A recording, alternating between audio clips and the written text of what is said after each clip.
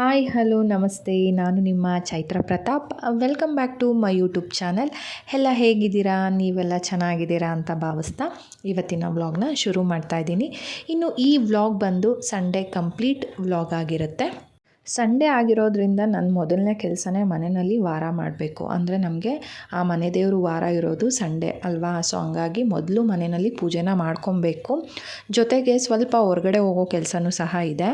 ಅದಕ್ಕೋಸ್ಕರನೇ ಬೆಳಗ್ಗೆ ಬೇಗ ಎದ್ದು ಮೊದಲು ಪೂಜೆನ ಮಾಡ್ಕೊಳ್ಳೋಣ ಅಂತ ಪೂಜೆನ ಮಾಡ್ತಾ ಬಂದೆ.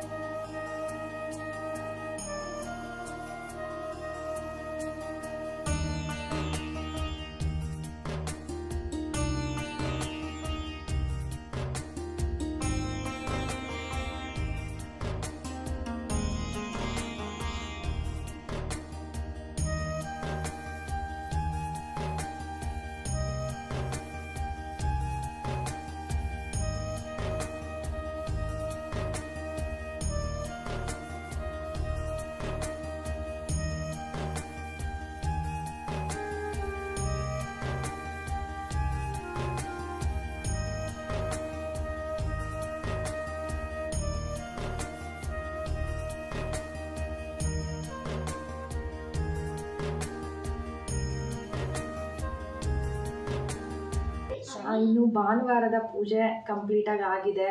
ತುಂಬ ನೀಟಾಗಿ ಚೆನ್ನಾಗಿ ಪೂಜೆ ಆಯಿತು. ಯಾಕೆಂದರೆ ಬೆಳಗ್ಗೆ ಬೇಗ ಎದ್ದು ಪೂಜೆ ಮಾಡಿರೋದ್ರಿಂದ ಒಂಥರ ಮನಸ್ಸಿಗೆ ಸಮಾಧಾನ.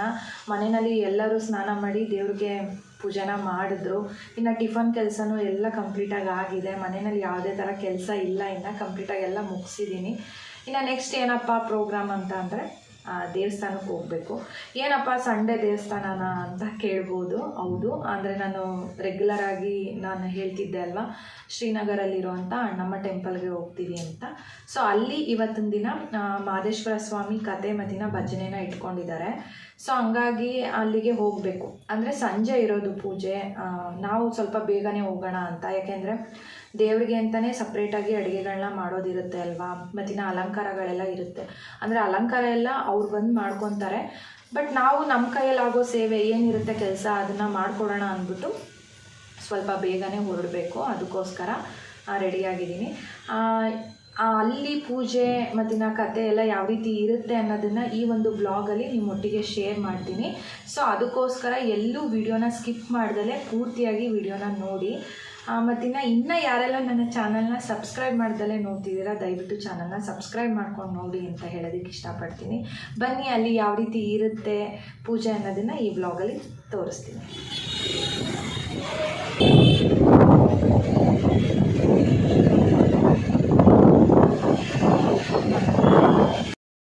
ದೇವಸ್ಥಾನ ನಮ್ಮನೆಯಿಂದ ತುಂಬ ದೂರ ಎಲ್ಲ ಏನೂ ಇಲ್ಲ, ಹತ್ರದಲ್ಲೇ ಇರೋವಂಥದ್ದು. ಸೊ ನಮ್ಮನೆಯವರು ಭಾನುವಾರ ಆಗಿದ್ದರಿಂದ ಫ್ರೀ ಇದ್ರಲ್ವ, ಹಂಗಾಗಿ ಅವರೇ ನಮ್ಮನ್ನು ಡ್ರಾಪ್ ಮಾಡ್ತೀನಿ ಅಂತ ಹೇಳಿದ್ರು. ನಾನು ನನ್ನ ಜೊತೆಯಲ್ಲಿ ಖುಷಿನ ಕರ್ಕೊಂಡೋದೆ. ಬಟ್ ಪಾಪುನ ನಮ್ಮನೆಯವ್ರ ಹತ್ರನೇ ಬಿಟ್ಟು ಬಂದೆ. ಯಾಕೆ ಅಂತಂದರೆ ಅಲ್ಲಿ ಸಣ್ಣ ಪುಟ್ಟ ಕೆಲಸ ಮಾಡುವಾಗ ಅವನಿದ್ರೆ ಆಗೋದಿಲ್ಲ ಅಲ್ವಾ. ಹಾಗಾಗಿ ಜೊತೆಯಲ್ಲಿ ನಮ್ಮ ನಾದಿನಿಯವರು ಸಹ ಬಂದಿದ್ದರು. ಇನ್ನು ನಾವು ದೇವಸ್ಥಾನಕ್ಕೆ ಹೋಗೋಷ್ಟರೊಳಗಡೆ ಆಲ್ರೆಡಿ ಮಹದೇಶ್ವರ ಸ್ವಾಮಿ ಉತ್ಸವ ಮೂರ್ತಿನೂ ಸಹ ಕರೆಸಿದ್ರು. ತುಂಬ ಚೆನ್ನಾಗಿ ದೇವರಿಗೆ ಅಲಂಕಾರನ ಮಾಡಿದರು. ನೋಡ್ತಿದ್ರೆ ಏನೋ ಒಂಥರ ಮನಸ್ಸಿಗೆ ಸಮಾಧಾನ ಅನಿಸುತ್ತೆ. ಒಂದು 10 ನಿಮಿಷ ಹಾಗೆ ದೇವರನ್ನ ನೋಡಿ ಆಮೇಲೆ ಕೆಲಸಗಳನ್ನ ಸ್ಟಾರ್ಟ್ ಮಾಡ್ಕೊಂಡ್ವಿ. ಭಕ್ತರ ಘನ ಶರಣ ಶಿವ ಶಿವ ಹರ ಹರ ಮಾಧವ ಶರಣ. ಇನ್ನು ಅಡುಗೆ ಕೆಲಸಗಳನ್ನ ಶುರು ಮಾಡ್ಕೊಬೇಕಿತ್ತು. ಎಲ್ಲ ಕಡೆ ಈ ಪದ್ಧತಿನ ಮಾಡೇ ಮಾಡ್ತಾರೆ. ಅಂದರೆ ಮನೆಯಲ್ಲಿ ದೇವ್ರ ಕಾರ್ಯ ಮಾಡೋದಾಗಿರ್ಬೋದು ಅಥವಾ ಹೊರಗಡೆ ಆಗಿರ್ಬೋದು, ದೇವಸ್ಥಾನಗಳಲ್ಲಾಗಿರ್ಬೋದು, ಎಲ್ಲೇ ಒಂದು ಶುಭ ಸಮಾರಂಭಗಳನ್ನ ಮಾಡಬೇಕು ಅಂತ ಅಂದ್ರೂ ಮೊದಲು ಒಲೆಗೆ ಪೂಜೆನ ಮಾಡ್ತಾರೆ. ತಾಯಿ ಅನ್ನಪೂರ್ಣೇಶ್ವರಿನ ಸ್ಮರಿಸಿ ಯಾವುದೇ ಥರ ವಿಘ್ನಗಳು ಆಗ್ದಲೇ ಇರೋ ಹಾಗೆ ಮಾಡೋವಂಥ ಎಲ್ಲ ಅಡುಗೆಗಳು ಸುಸೂತ್ರವಾಗಿ ತುಂಬ ಚೆನ್ನಾಗಿ 4 ಜನ ಹೊಟ್ಟೆ ತುಂಬ ತಿಂದು ಹೋಗೋ ಥರ ಅಡುಗೆ ಚೆನ್ನಾಗಾಗಲಿ ಅಂತ ದೇವರನ್ನು ಸ್ಮರಿಸಿ ಪೂಜೆನ ಮಾಡ್ತಾರೆ ಅಲ್ವಾ. ಹಾಗಾಗಿ ದೇವಸ್ಥಾನಕ್ಕೂ ಹಿರಿಯರೆಲ್ಲ ಇರ್ತಾರಲ್ವ, ಅವರೆಲ್ಲ ಸೇರಿ ಒಲೆನ ಪೂಜೆ ಮಾಡಿದ್ರು. ಮೊದಲಿಗೆ ಇಲ್ಲಿ ಕಜ್ಜಾಯನ ಮಾಡ್ಕೊಬೇಕು ಅಂದ್ಬಿಟ್ಟು ಕಜ್ಜಾಯಕ್ಕೆಲ್ಲ ರೆಡಿ ಮಾಡ್ಕೊತಾ ಇದ್ದೀವಿ. ಸೊ ನಾವೇನಂದರೆ ನಾನು ನಮ್ಮ ನಾದಿನಿ ಸ್ವಲ್ಪ ಹೆಲ್ಪ್ ಮಾಡಿ ಕೊಟ್ವಿ. ಅಂದರೆ ಅವರು ಕಜ್ಜಾಯದ್ದು ಪಾಕ ಎಲ್ಲ ತೆಗೆದು ಫಸ್ಟು ಕಜ್ಜಾಯನ ಮಾಡ್ಕೊಂಬಿಡೋಣ, ಅಷ್ಟರೊಳಗಡೆ ನಾವು ಅಡುಗೆಗೆಲ್ಲ ಏನೇನು ಬೇಕು ತರಕಾರಿಗಳನ್ನೆಲ್ಲ ಹಚ್ಚಿಟ್ಕೊಂಬಿಡೋಣ ಅಂದ್ಬಿಟ್ಟು ಕೆಲಸಗಳನ್ನೆಲ್ಲ ಮಾಡ್ತಾ ಬಂದ್ವಿ. ಇನ್ನು ಮಹದೇಶ್ವರ ಸ್ವಾಮಿ ಪೂಜೆ ಆಗಿರೋದ್ರಿಂದ ತುಂಬಾ ಮಡಿಯಿಂದ ಮಾಡಬೇಕಾಗುತ್ತೆ. ಯಾಕೆಂದರೆ ಕೆಲವೊಂದು ದೇವರುಗಳಿಗೆ ಆ ರೀತಿ ಒಂದು ಕಟ್ಟುಪಾಡುಗಳಿರುತ್ತೆ. ಅಂದರೆ ಅಷ್ಟೇ ನಿಯಮದಿಂದ ಮಾಡಬೇಕು, ಅವ್ರು ಹೇಳುವಂಥ ಪದ್ಧತಿನ ನಾವು ಅದೇ ರೀತಿನೇ ಆಚರಣೆ ಮಾಡಬೇಕಾಗುತ್ತೆ. ಸೊ ಹಂಗಾಗಿ ಅವರು ಮುಂಚಿತವಾಗೇ ತಿಳಿಸಿದ್ರಂತೆ ಯಾವುದೇ ಅಡುಗೆ ಮಾಡೋಕ್ಕೂ ಮುಂಚೆ ನೀವು ತುಂಬ ಮಡಿಯಿಂದ ಇರಬೇಕು ಒಂದು, ಮತ್ತಿನ್ನು ಬಾಯಿಗೆ ಬಟ್ಟೆನ ಕಟ್ಟಿನೇ ನೀವು ಅಡುಗೆ ಕೆಲಸಗಳನ್ನೆಲ್ಲ ಶುರು ಮಾಡಬೇಕು ಅಂತ ಅಂದಿದ್ರಂತೆ. ಸೊ ಹಂಗಾಗಿನೇ ನಾವು ಸಹ ಅಡುಗೆ ಶುರು ಮಾಡೋಕ್ಕೂ ಮುಂಚೆನೇ ಬಾಯಿಗೆಲ್ಲ ಬಟ್ಟೆನ ಕಟ್ಕೊಂಡೇ ನಾವು ಎಲ್ಲ ಕೆಲಸಗಳನ್ನ ಮಾಡ್ತಾ ಬಂದ್ವಿ. ಇದೇ ಥರ ಒಂದೊಂದೇ ಫಸ್ಟು ಏನೇನು ಅಡುಗೆ ಮಾಡಬೇಕು ಅದಕ್ಕೆಲ್ಲ ತರಕಾರಿಗಳು ಅಥವಾ ಬೇರೆ ಏನೇನಿರುತ್ತೆ ಅದನ್ನೆಲ್ಲ ಹಚ್ಚಿಟ್ಕೊಂಡ್ಬಿಟ್ವಿ. ಆಮೇಲೆ ನಾವು ಅಡುಗೆಗಳನ್ನ ಶುರು ಮಾಡ್ಕೊಂಡ್ವಿ. ನಾವು ಈ ತರಕಾರಿ ಎಲ್ಲ ಹಚ್ಚೋಷ್ಟ್ರೊಳಗಡೆ ಒಂದು ಕಡೆ ಕಜ್ಜಾಯ ಸಹ ಆಗ್ತಾ ಬಂತು. ನಾವು ಮಾಡ್ತಾ ಇರೋ ಅಡುಗೆ ಬಂದು ದೇವ್ರ ಎಡೆಗಿಡೋದಕ್ಕೆ ಮತ್ತಿನ್ನು ಭಜನೆನ ಮಾಡೋದಕ್ಕೆ ಬರ್ತಾರಲ್ಲ, ಒಂದು 5ರಿಂದ 6 ಜನ ಬರ್ತಾರೆ ಅಂತ ಹೇಳಿದರು.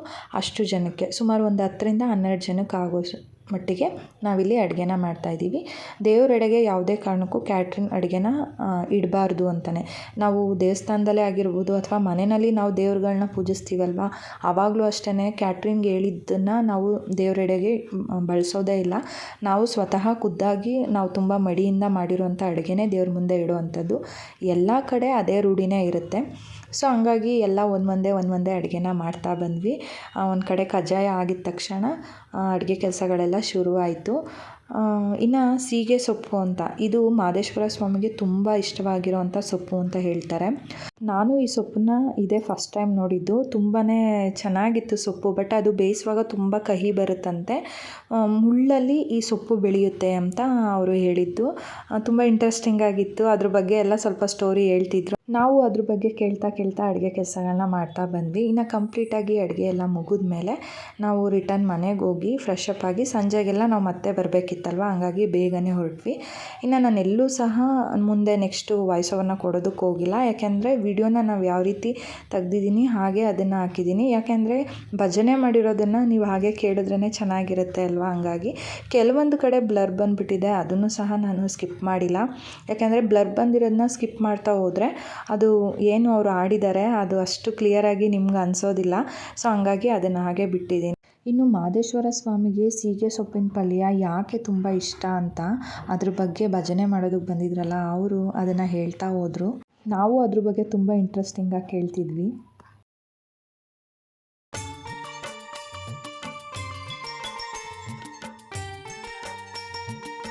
ಇನ್ನು ದೇವ್ರ ವಿಗ್ರಹನೂ ಸಹ ಮನೆಗೆ ತೊಗೊಂಬಂದರು. ನಿಜವಾಗ್ಲೂ ಅದು ಒಳಗೆ ತರುವಾಗ ಅದನ್ನು ನೋಡೋದಕ್ಕೆ ಒಂದು ಖುಷಿ ಅನಿಸುತ್ತೆ. ನಾವು ಮನೆಗೆ ಹೊರಡೋ ಟೈಮಲ್ಲಿ ಇಷ್ಟೆಲ್ಲ ಅಲಂಕಾರನ ಆಲ್ರೆಡಿ ಮಾಡಿದರು. ಇನ್ನೂ ಬೇರೆ ಅಲಂಕಾರಕ್ಕೆಲ್ಲ ರೆಡಿ ಮಾಡ್ಕೊತಾಯಿದ್ರು. ಸೊ ನಾವು ಬೇಗನೆ ಹೊರಟ್ವಿ, ಬೇಗ ಬಂದುಬಿಡೋಣ ಅಂತ. ಬಟ್ ನಾವು ಬರೋ ಟೈಮ್ಗೆ ಸಿಕ್ಕಾಪಟ್ಟೆ ಮಳೆ ಅಂದರೆ ಮಳೆ. ಬಟ್ ನಮ್ಮ ಅದೃಷ್ಟ ಚೆನ್ನಾಗಿತ್ತು, ಯಾಕೆಂದರೆ ನಾವು ಬರೋವರೆಗೂ ಇನ್ನೂ ಭಜನೆ ಸ್ಟಾರ್ಟ್ ಆಗಿರಲಿಲ್ಲ. ಸೊ ಹಂಗಾಗಿ ಮಳೆ ನಿಲ್ತು. ಅಂದರೆ ಒಂದು 6:30ಗೆಲ್ಲ ಮಳೆ ಏನೋ ನಿಂತ್ಕೊಂತು.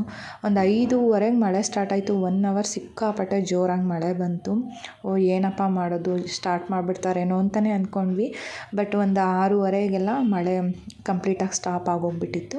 ಅಷ್ಟರೊಳಗಡೆ ನಾವು ದೇವಸ್ಥಾನ ರೀಚ್ ಆದ್ವಿ. ನೋಡಿ, ಅಷ್ಟರೊಳಗಡೆ ಕಂಪ್ಲೀಟಾಗಿ ಈ ರೀತಿ ಅಲಂಕಾರ ತುಂಬ ಚೆನ್ನಾಗಿ ಮಾಡಿದರು. ಒಂದು 10 ನಿಮಿಷ ದೇವ್ರನ್ನ ಕಣ್ತುಂಬ ನೋಡಿದಾಯಿತು. ಸೊ ಇನ್ನು ಇಲ್ಲಿಂದ ಭಜನೆನ ಶುರು ಮಾಡ್ತಾರೆ. ಎಲ್ಲೂ ಸ್ಕಿಪ್ ಮಾಡದೆ ಪೂರ್ತಿಯಾಗಿ ನೋಡಿ. ಸಾಡೆ ಬೀಸಿ ಹೇಳುವೆ ಮಾದಪ್ಪನ ಕಥೆಯ, ಕಂಸಾಳೆ ಬೀಸಿ ಹೇಳುವೆ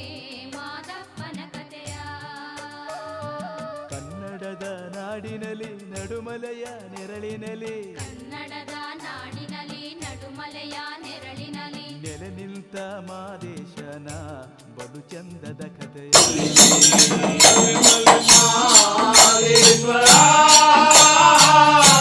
ದಯಬಾರದೆ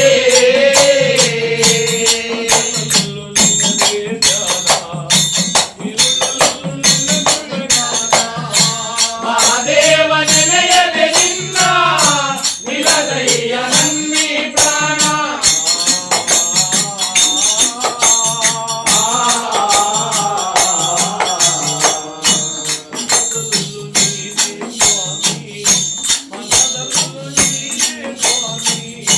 ಉಸಿರುದಿರು ನಿನ್ನ ಎದರೆ ಕಣ್ತೆರೆದು ನೋಡು ಸ್ವಾಮಿ.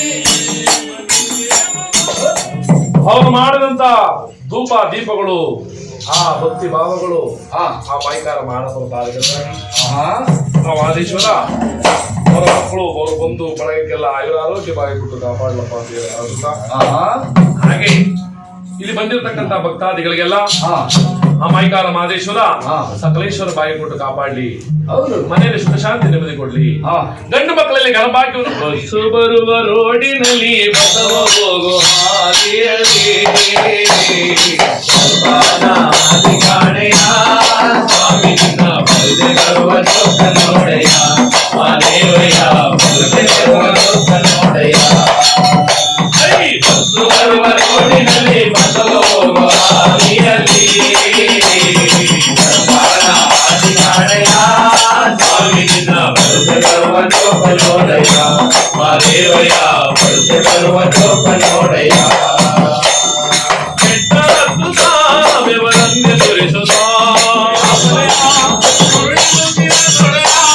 ಎಪ್ಪತ್ತೇಳು ಮಲೆಯ ಸುಳಿಸುತ್ತಿನ ನೊಡೆಯ ಏಳುವಾಯುವನ್ನು ಸ್ಥಳದೊಳಗೆ ಯೋಗಿಯಾಗಿ ಆನೆ ಮಲೆಯ ಆನೆ ಮಲೆಯ ಆಸೆ ಕೊಂಡವರೇ ಮಾದೇವ ಏಳು ಮಲೆಯ ಒಂದು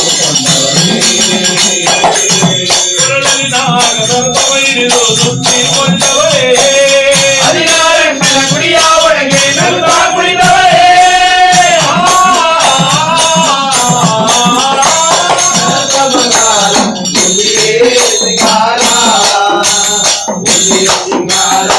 ಹಿರಿಯ ಮೇಲೆ ಮಾದೇವನ ಸಾಕಾರ ಹಿರಿಯ ಮೇಲೆ ಮಾದೇವನ ಸಾಕಾರ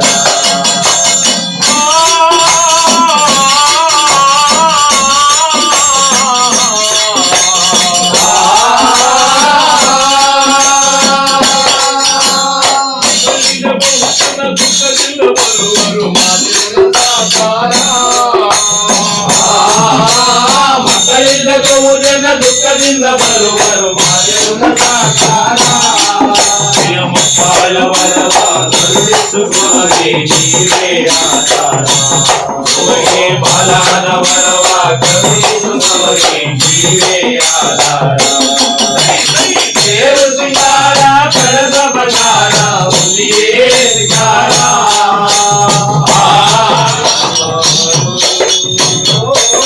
ದೇವ ಮಾದೇವ ಮಾರೋ ಸ್ವಾಮಿ ಮಲೆಯ ಮಾದೇವ ಮಾರೋ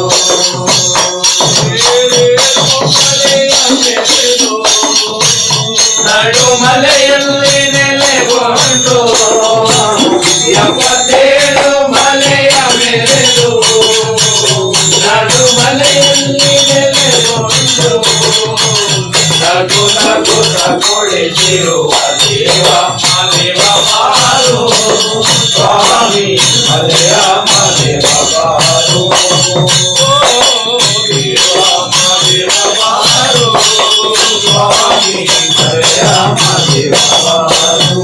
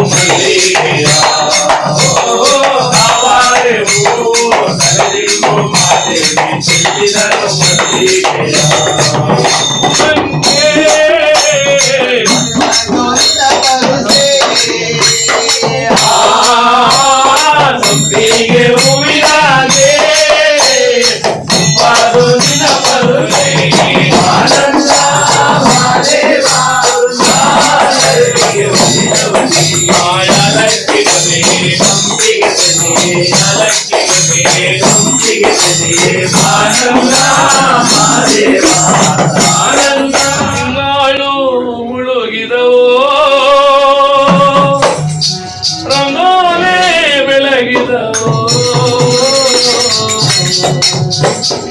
ತಾಯಿ ಅಣ್ಣಮ್ಮನ ಪೂಜೆಗೆಂದು ಹಳೆ ಬಾಗಿದವು ಭದ್ರಕಾಳಮ್ಮನ ಪೂಜೆಗೆಂದು ಹಳೆ ಬಾಗಿದವು ಅಣ್ಣಮ್ಮ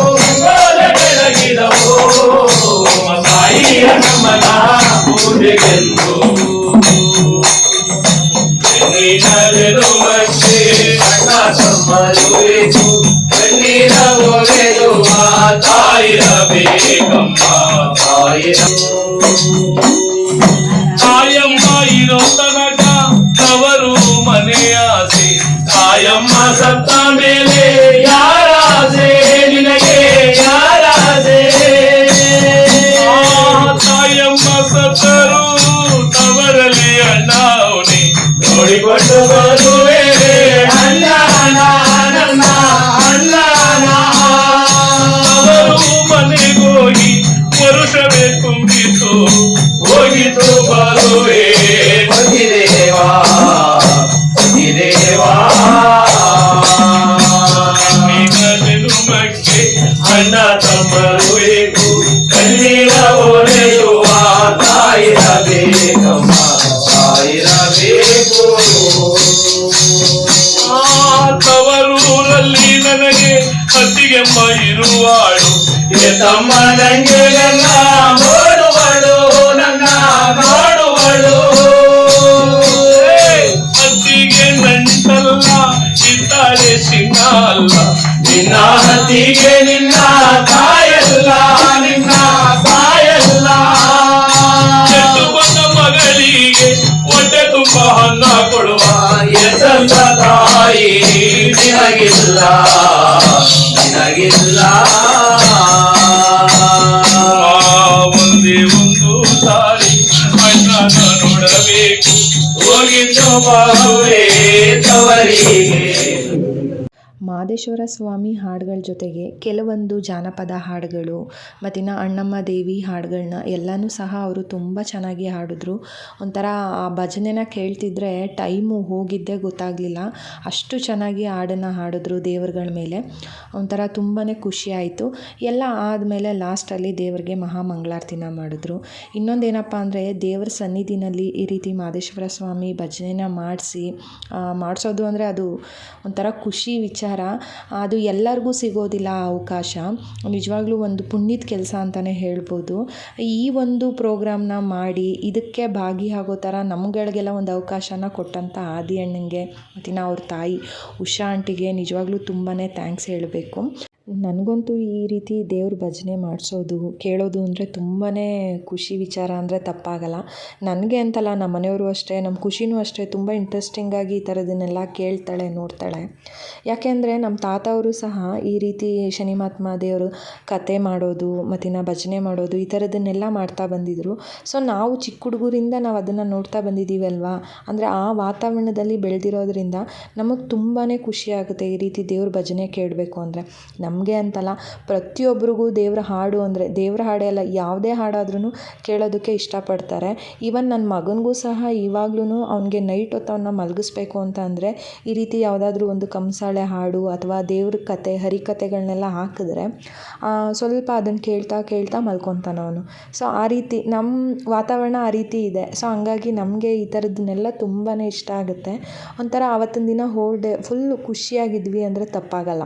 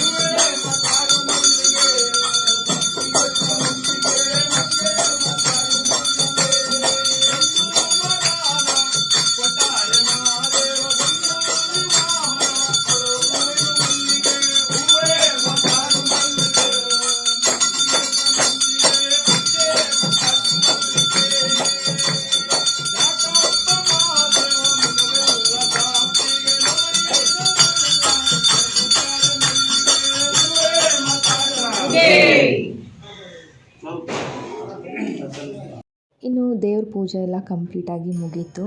ತುಂಬ ಚೆನ್ನಾಗಿ ಭಜನೆನ ಮಾಡಿ ದೇವ್ರಿಗೆ ಮಹಾಮಂಗಳಾರತಿನ ಮಾಡಿದ್ರು.